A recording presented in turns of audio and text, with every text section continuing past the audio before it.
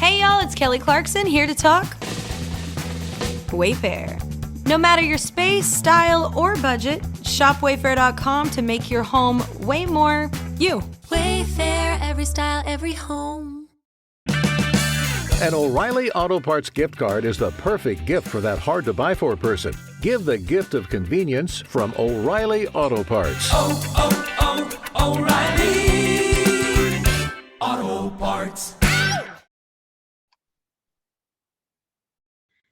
Welcome, welcome, welcome. This is Edna White, and of course, this is Wounded to Wonderful TV show or talk show or podcast, whatever you want to call it, but it is a show. Today, I am really excited to have Krystal Quagliara, right? And she's going to talk to us about playfulness in your life. So I'm excited about it because I started saying playfulness now. I like to have fun no matter what, so I create the feel that everything you do should be like you're on a vacation, like you're having fun, like a 5-year-old. But I think Krystal has some things for us to learn about being playful. So welcome, Krystal, to the Wounded to Wonderful show. How are you today? Hi, Edna. I'm doing great. I'm so grateful to be here. Thank you. Good. So how do you show up in the world as playful?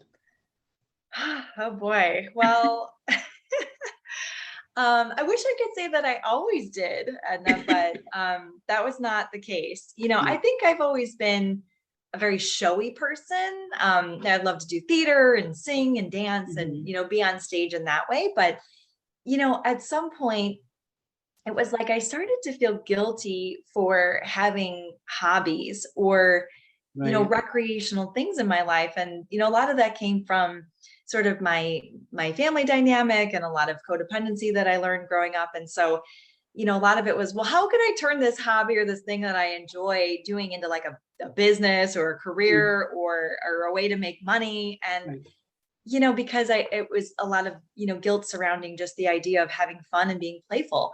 And I, flash forward, kind of went through a journey of personal discovery and personal development and, finding some serenity and letting go of some of that codependency in my life. And, started digging into that idea of play. And where it first showed up in, my life and where I first realized that this concept was so interesting was when I was teaching dance. And I would teach at the studio, and I had like these two very different classes back to back. So I had a group of 3 and 4-year-olds that did like a ballet tap combo. So you can imagine. And then immediately following that, I taught adult belly dance. So I had, these little, preschoolers and then followed by grown women, And the thing that I was noticing was like, okay, these little kids would come in the classroom. It was like, if they looked in the mirror, it was like they were just looking for fun or making faces or, they didn't care. I was saying right hand, they were moving their left foot. It was just the idea of being so present. And it wasn't like, well, it's like at that age, they're not yet even judging themselves, like from a perspective of what other people are thinking about them. And it was just play. That's like all it was, and it was so fun and such a difference when, these adult women would come in the class. Half of them needed to go to Applebee's beforehand to get a drink so that they could do this. And they'd come in the room, they were already judging themselves, looking in the mirror, picking out other flaws. Oh, what is she thinking? What are they doing? Oh, I'm not doing this right. Oh no, I'm never going to get this. It was just, they were so in their heads about it that, I think I started to realize, well, I have to just make this fun. We have to say goofy things and do goofy things. And, so I would make up like ridiculous names for like the steps that we were doing and just get people laughing because once they could get a little bit more present and in the moment and break through that play, that threshold, it was a game changer. They started to learn quicker. They enjoyed coming, now it wasn't it's such a chore, now it was like a fun thing that they knew it was going to be fun, but they just weren't allowing themselves to have fun doing it. So that was sort of where, this idea or this concept of play was birthed from, and then, obviously during my own self-discovery and stuff, realizing that, I wasn't maybe allowing myself to play so much in my life, and, that people could really benefit from that concept of play. And like you were saying, living life like you're a 5-year-old, like what does that really mean? When we see young children, I mean, they're picking things up and they don't know what this thing does. They're just playing with it. They're happy with the cardboard box, and there's like no judgment, and I think that's the thing as adults when we're trying to learn something new, whether it's a new way of eating, a new way of moving our bodies, a new career. There's like this idea of, well, if I don't get it right the first time, screw it all, I'm never going to get it. This idea that it has to be perfect. There's no room for mistakes, that growth mindset just completely goes out the window. So, helping people, I think, tap into their playfulness allows them that grace of like fumbling and stumbling and getting back up and discovery and all those things. So I think what you said, I like what you said, that grace is that, giving yourself the grace, because we sometimes as adults, we get so serious. So I have a business partner, and I'm like this all the time. So I'm like this, I'm constantly like this. So I'm always saying, lighten up, so, and he always kids me. He says, oh, I'm an old white guy, I was like, I don't care. Here, lighten up. So most of the time, as we get so very serious about life, we forget to have fun. So share with me and my audience what makes a person playful. I think it's that idea of like maybe admitting to yourself that you're not perfect, and and allowing yourself to not be perfect, and that's okay.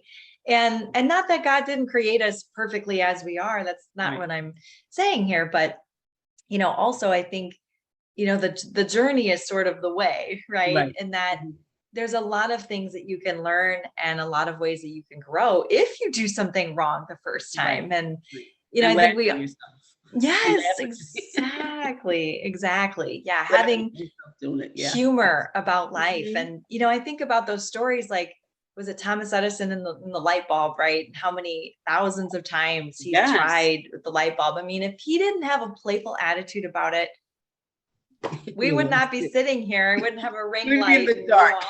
Exactly. We'd be in the dark, and I'm not to say that he wasn't, I'm sure, banging his head against the wall at times and getting really frustrated, but there was this idea of like, must have been like a childlike wonder in him to say like, yeah, but what if I just tried that? What if we just tried this, what if we just did this differently? And that's really, I think, all life is all about. Like, it's okay. We don't have to have all the answers. You could, and you know what's important as adults, we need to stop faking that we know the answer and say, no, we don't have the answer. I don't know that. We have the uncanny ability to say, stand there and not say anything and say, like we know, and we don't. A 5-year-old, you're like, I don't know what you're talking about. I don't know that. And they'll make tell you, I don't know that. And not take credit for it. And then when they come and figure it out, they're like, I found out how to do this. And my granddaughter always does that to me. She's like, I'll say, ask her something. She says, I don't know what that is. And just keeps doing what she's doing. It's like, so I get insulted. I'm like, wait a minute, what? Like, but I think that's important to say, is that adults learn to say, I don't know, and make it, you don't know. And you probably throw the person over. You're like, you don't know? No, tell me, what is it about? And then you add more to your life when you're open and receptive like that. I want to talk about, you did say something when you were talking about yourself, and you said that you lost your playfulness. Why? And I'm a why person. Why do we lose our playfulness? Why? Why does it happen?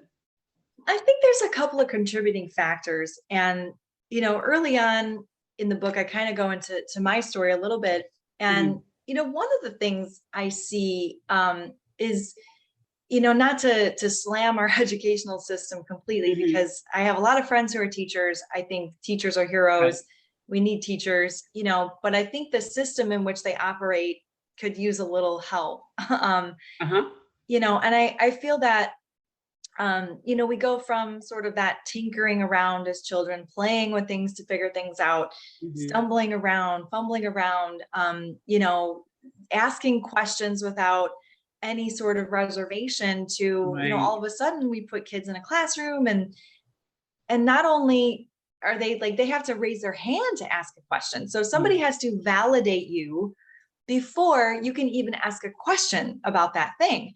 And then, if you raise your hand and you think you know the answer, well, you better know the answer, because if you get it wrong, you're outed. Yeah, of course. And, and then you're outed in front of your peers, or, just sort of that the whole grading system itself is, I think one of the reasons I studied so hard is because I hated seeing red marks on my paper, it just like made me like anxious. So I think there's a bit of that. I think we learn to not speak up unless we know the answer. And so, we're sort of left in this situation where we need someone to validate us, right? Like, I'm going to raise my hand, somebody validate me before I can make this decision, before I can answer this question, before I can go down this path. And, I don't know what the solution to that is, other than being aware of it, maybe just nurturing that in children as they grow up in some other form or fashion, and being able to at least reclaim that as adults. The other thing I think is that we learn at some point, like, it's like a very tribal mindset. And I talk about this sort of in like a sense of, like, when we're born, like, God gives us a light, and we all have a light to shine. And it's, it shines in different ways. Everybody's got a purpose, and we're put into groups, we're put into tribe, we have a family, we have a peer group, we have classes, we have like different things. And, God forbid we start to outshine others because we often feel like we're going to be left out. We're going to be kicked out of the tribe. It's not going to be safe. Oh, what is my family going to think if I quit my job and start a business? What is my family going to think if I, date this person that they might not approve of, but I know this is the right person for me. And so, we start to like put the bushel over the light, dim it, and just not do the things that we want to do, even if we're going to make a mistake, and not that that's always coming from a nefarious place. I think our families and those close to us, they don't want to see us get hurt. They don't want to see us fail, and so it's a lot of like people trying to protect you and your feelings. And that's I think it comes, yeah, exactly. I think it comes from a place of love, but I think, once we're able to identify that that's happening and say like, okay, it's okay. If, I can leave this tribe, I will survive on my own. Like the lion's not going to come get me. There's probably another village down the road that I can, go and sit with for a while. Yeah, exactly. I get that. I like what you're saying about the tribe. I've been talking about tribes all day, all week, and people are talking about tribes. And I was saying that, tribes are just everyone that has the same agenda. You just can't pick people and think like they're supposed to fit in, because as you're saying with the playfulness, they may be really, really serious. Are they your tribe? Probably not. Probably not. So, you have to be, I was talking about how I grew up with some friends and, they were my friends since I was like in school. And then we kind of grew apart, kind of, like you said, it's okay for me to go over here to this other tribe. And they weren't happy about it going to the other tribe. So they didn't remain close to me, but I remain close to the people that I know. Like I talk to them when I see them, but we don't say, oh, you know what? This is great. I'm leaving home. I don't know any kids anymore that leave home. I don't know them. I don't know, when it's time to leave for college, they don't take that. Let's go. I'm out of here. Adventure mode. They're more fearful than anything, but more adventure. and that's what we need, is to keep that adventure alive in them. Again, it comes from the parents saying, oh no, you should travel, and I tell my grandkids this, they're not, two of them are not old enough to go to college yet, but one is just entered high school. So I was like, when you get finished, first place I want you to go is to teach somewhere. Just go away and just go teach English as a second language, and you'll see, the richness of the world. So he's like, you sure? So I'm positive, and I did it at 40. Yeah. Wow. That's what brought back my my playfulness. I will tell you that as I started traveling and I was away the first visit to China, that's what brought back my playfulness. It's like, wow, I feel like I'm 18. And, I'm hanging out, I'm having a great time, meeting new people. It brings that 5-year-old back. So can you give us some little tips or little hints on how to bring it back for us, to bring that back into our lives? Yes. So it could be so simple, it doesn't have to be, up and leave the country and go do ESL. For me, it was, girl. I mean, if that's what somebody's feeling called to do, then do it. But, it could be as simple as, just putting on music and just dancing, or, listen. Yeah. Making a game out of dinner or something, and let's do a family bake off, or, even just what happened to getting together with our friends and going to the park, there's no sign. I've never seen a sign on a playground that said children under 12 only. Yeah. I've never seen one, so I legit will go to the park, and, if there's no kids on the swings, I won't kick them off, but I'll get on a swing and, swing. And, my husband and I will, go in an evening and go find a park that's, we don't have children yet. We're getting there, but, we'll go down the slides, or if I'm with my nieces or something, or my nephew, I'll go on the playground equipment, just little stuff like that. And, it just can be really so simple, it doesn't have to be these great big acts of, playfulness, but I think those little things that we start adding in our day could maybe build that confidence to say oh yeah, well, what I really wanted to do, I wanted to go to Europe, or I wanted to take a cruise, or do you think I could do that? It's these crazy ideas that we have. Like you said, there's fear. We operate out of fear, and could I do that? Am I the kind of person that does that? Well, yeah, I'm the kind of person that went to the park the other day and went on the swings and went down the slide. Maybe I could, go to Europe for a couple of weeks, or, whatever. So have fun. Yeah. I agree with you with all of that. I think the biggest thing for me is I have music in my bones. I was born with it in my bones, just born with it. I know it. Okay. I think dancing really limbers the soul. I know a lot of people are stiff, and I will tell them, if you just dance at home, just turn the music on and just cut loose. Just cut loose. Don't dance like nobody's watching, because that's what a 5-year-old does. Dances that they don't care who's looking. They'll cut a rug, and they'll do dance moves. They'll stand in front of the television and mimic precisely Michael Jackson. I mean, to the T. But when the minute people start, like you said, started, putting things into that doesn't look good, you shouldn't do that, then it starts dampering that fun part of us. I love the fact of the playfulness. Now let's get to you. What do you do? And we're going to talk about your book, but what do you do in your part of the world with the playfulness? What do you do? Yeah. So for me personally, or for my clients, or for your clients, you could do that for you too, but for your clients. Yeah. Well, I feel that I have to, and I have to practice what I preach. And, Absolutely. Some days it's easier than others, I will admit, but Absolutely. I try to do something, even if it's just putting on a show and laughing, I try to laugh every day, even when I don't feel like it.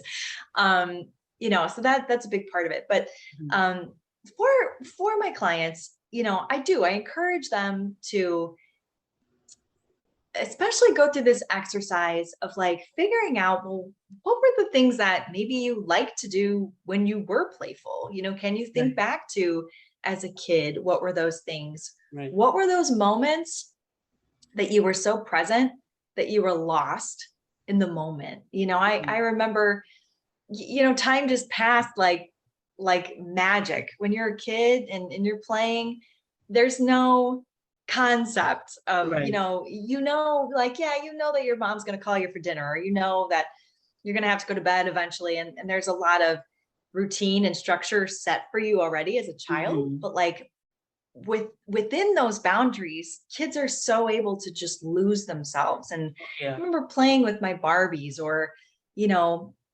being outside and just like running around and playing hula hoops and, just like goofy stuff and just not even thinking about it. So, I really encourage people to think about those things. Like, what were the things that you did as a kid that you got so lost in? And could you recreate those things? Was it a sport? Did you really like to play sports? And could you join an adult league? And, especially like if people are at the beginning of a wellness journey, sometimes it's like, yeah, I'd really love to play soccer again, but I could never run like that. And I'm like, okay, well, what's, something you could do today? Could you go out for a walk, and can we build up to that point?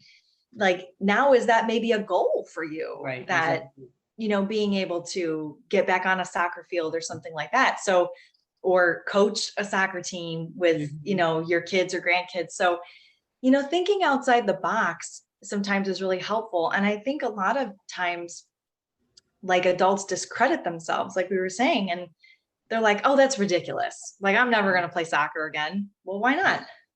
Maybe you won't be a professional. Right, exactly. But if you find a league, if you're 55 and you find a league of other 55-year-olds that want to play soccer, y'all are all playing at the same level. So it's, I think just holding a container, I think, is what I do for people mostly. Is I hold that container for people to say, like, what is the dream here? Like, what is the thing that sets you on fire? What's going to be the thing that gets your butt out of bed and gets you, active and doing things and eating better and sleeping better, so that you can have a better life, so that you can actually live a more playful life? Because why not? Why not? Exactly.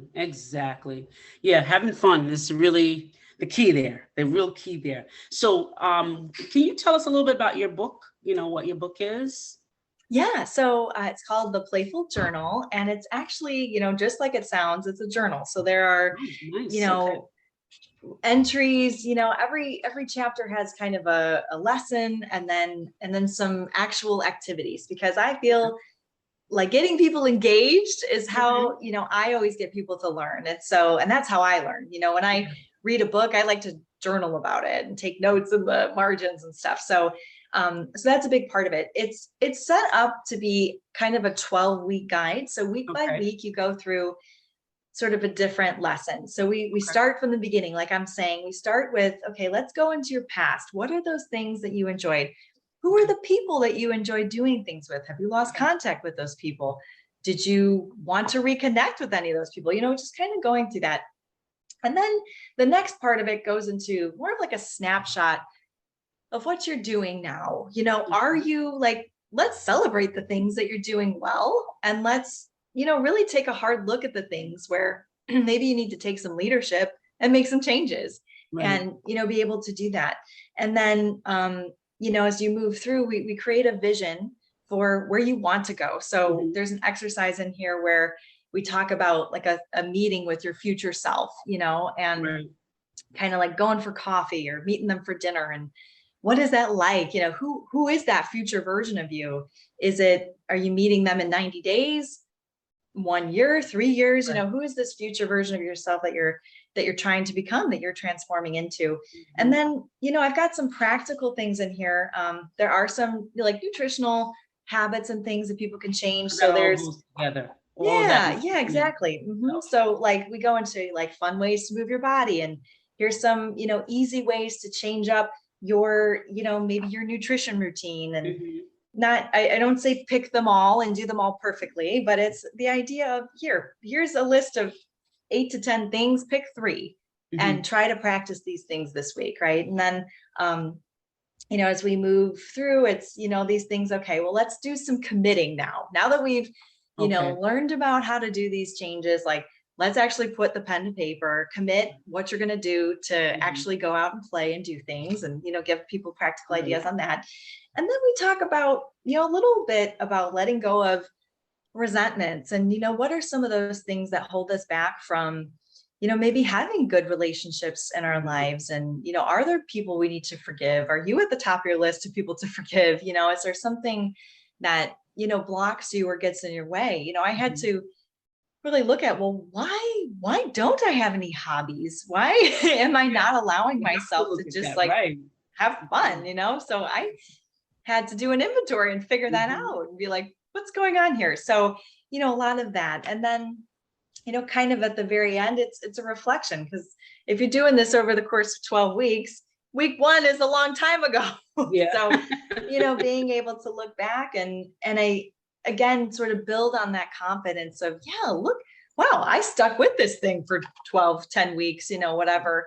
And, I have made some changes and, there was that thing that I'm able to do. So, I think once we're able to build confidence in the fact that we can change and we can do things for ourselves, then it becomes easier to just keep going. Right. Definitely does. And at the end of your course, is it a course or are you just a 12-week workbook? Is it? Well, I mean, this specifically is, meant to be kind of a standalone journal, but if people want to, essentially go through the process with me, I do offer an online group course and also a virtual one-on-one coaching. So, if there's a topic, and sometimes it's nice to be able to do that, to go a little deeper into something and say, okay, I've mastered, maybe putting some playful things in my life, but it's the nutrition thing that's really hanging me up, or, these different things. So, being able to, again, like allow the space to go a little bit deeper and to really work through those things that are blocking you. Yeah, absolutely. Well, this is great information. Where can we find you? Give us all your social media information. Where can we find you? How can we find your book? Give us that little bit of information. Yes. So of course the book is on Amazon. It's The Playful Journal, and it's purple cover when you see it. So it looks very playful. And leave it up a little bit. If you want to, you could type in The Playful Journal Krystal with a K. It'll come right up. And I also have a link to this and my podcast, The Playful Life, on my website, crystallizedhealthadvisors.com. And that's Krystal with a K, obviously. Yes. And I'm also on Instagram, Krystal.Quagliara. But if you go to Instagram and you type in the search Crystallized Health Advisors, I will come up. Also, I usually hashtag everything The Playful Life. So if you go on Instagram and you search the hashtag The Playful Life, you will most likely find me. Okay. Well, this has been wonderful. And I'm definitely going to, I'm already added playfulness in my life. I'll keep it in my life now. And I will make sure that we all know it, and the audience is going to really enjoy this and add this back in our lives. Now, audience, please look on the bottom of the video. You'll find all of Krystal's information. And I want you to get in touch with her because she has a lot to say about playfulness. And I'm sure playfulness just doesn't stop in your life. It goes over into all parts of your life, which is a very good thing. And I want to thank you for listening today, audience, and being here with us today. And I'm going to say goodbye. I am your host, Edna White, and this is my esteemed guest, Krystal Quagliara, right? Yes. A little awesome. Bit. Okay. Thanks, Edna. See, there you go. I'm going to let you pronounce your name. And thank you so much for being here today and talking to us about being playful. Bye for now, everyone. Hey y'all, it's Kelly Clarkson here to talk Wayfair. No matter your space, style, or budget, shop Wayfair.com to make your home way more you. Wayfair, every style, every home.